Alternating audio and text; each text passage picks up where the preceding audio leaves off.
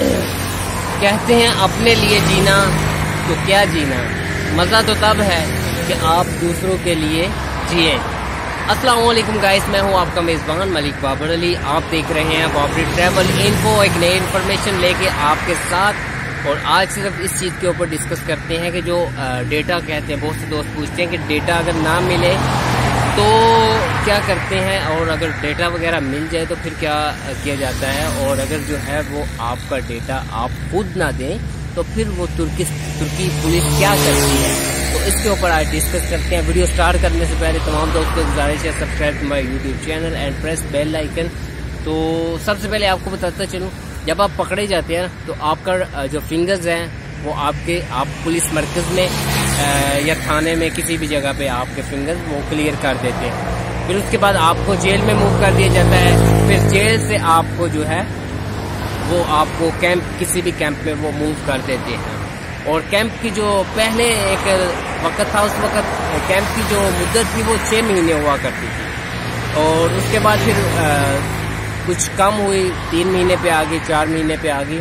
तो सबसे पहले आपको ये बताता चलूँ, सबसे पहले आपको छोटे कैंप में मूव करते हैं और वहाँ पर आपका जो डेटा होता है वो निकलवाते हैं।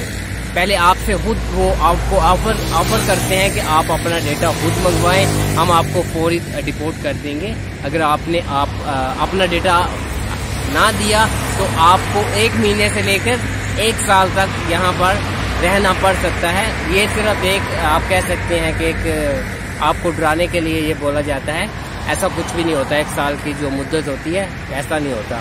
ये पहले था, और वो साल कौन सा होता था कि दिन रात की वो आपकी सजा गिनी जाती। मसलन दिन और रात, मसलन अगर 1 साल का हो तो वो 6 महीने पे आ जाता था। उसके बाद अगर देखा जाए आप अपना डेटा नहीं देते तो फिर आपके जो फिंगर्स होते हैं, जो आपने फिंगर्स दिए होते हैं, वो फिंगर्स जो हैं वो आपकी पाकिस्तान की एम्बेसी में, अगर इंडियन है कोई इंडियन एम्बेसी में, बांग्लादेश से है कोई तो वो बांग्लादेश एम्बेसी में, नेपाल से है नेपाल एम्बेसी में, ईरान से है, अफगानिस्तान से है, तो उनकी एम्बेसी में आपके जो फिंगर्स होते हैं वो भेजते हैं। और फिर उनको कहते हैं कि ये हमारे पास जो लोग आए हैं इनका हमें डेटा जो है वो भेजें। और वो डेटा कैसे भेजते हैं, वो आपके फिंगर्स वहाँ पे मैच होते हैं, आपका पूरा जो आईडी कार्ड की फोटो कॉपी होती है, ऐसा एक उनके पास लेटर आ जाता है। और वो लेटर के ऊपर आपका सारा बायोडेटा होता है, वो आप जो है वो किस कंट्री से हैं, किस सिटी से हैं।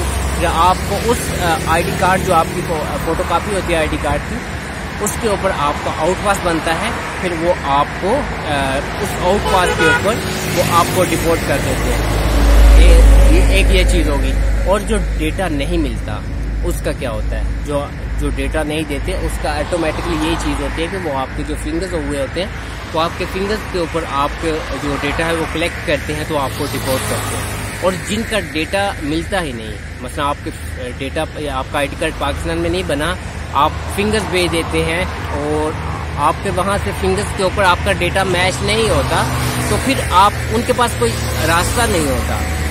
और रास्ता ना होने के बाद फिर उनको मजबूरी के तहत कह सकते हैं आप, या किसी भी सिचुएशन के ऊपर कह सकते हैं कि जब आपको उनके पास वेरिफिकेशन ही नहीं होगी क्या ये किस कंट्री के, हाँ ये पाकिस्तानी, हाँ ये अफगानिस्तान से है, इंडियन से है, किस कंट्री से है, उनको आइडिया नहीं होता, तो फिर उसके ऊपर जो है वो आपको मजबूरी के तहत उनको एक वार्निंग लेटर देकर उसको वहाँ पर ही रिलीज करना पड़ता है। उस वार्निंग पेपर के ऊपर जो होता क्या है कि आपको इस्तांबुल के जो इस्तांबुल सिटी का वार्निंग पेपर बहुत कम मिलता है, क्योंकि ज़्यादातर कसीर तादाद में जो तारकीन वतन हैं आप कह सकते हैं, या फिर आप कह सकते हैं जो गैर कानूनी पाकिस्तानी हैं वो इस्तांबुल में मकीम है।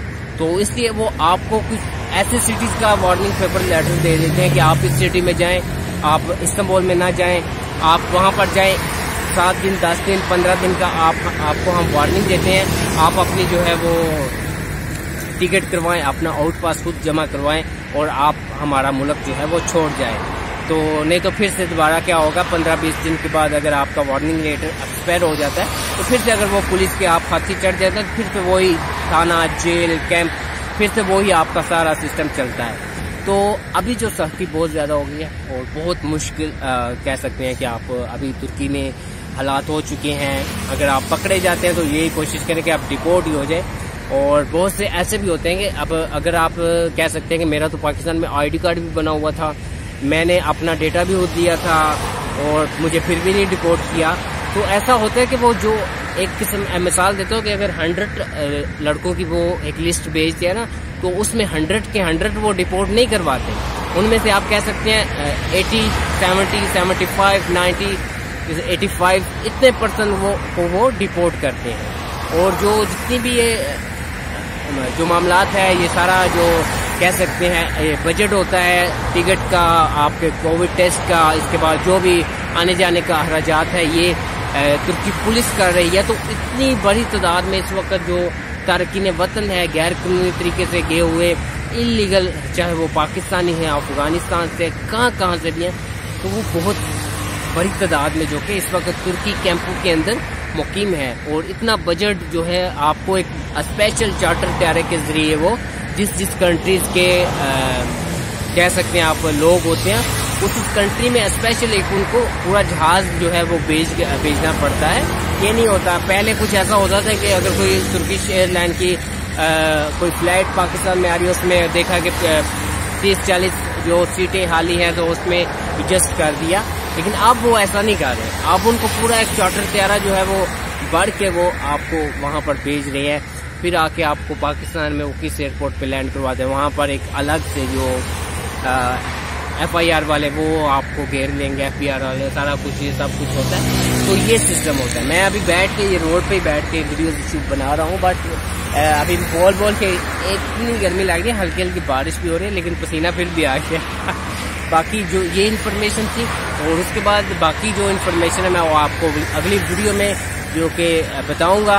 और वो क्या इन्फॉर्मेशन होगी, वो ये इन्फॉर्मेशन होगी कि आपके जो फोन्स कॉल नहीं हो रहे, और ये पिछली वीडियो में मैं बताया, फिर भी इस अगली एक और वीडियो में बताता हूँ कि मेरी जो बात हो रही है उसके बावजूद भी जो कैंप्स के अंदर लड़कों से बात हो रही है, और जो लड़के कैंप्स में उनकी फैमिली से, कुछ की फैमिली से और या कुछ के कजन से, कुछ के दोस्तों से बात होती है, तो वो जो इन्फॉर्मेशन मेरे तक पहुंचती है वो लम्हा ब लम्हा या गाय बगाए मैं आप तक भी पहुंचा देता हूँ। Thanks for watching, good luck, take care, अपना ख्याल रखिएगा और हमें दुआ में बहुत याद रखिएगा।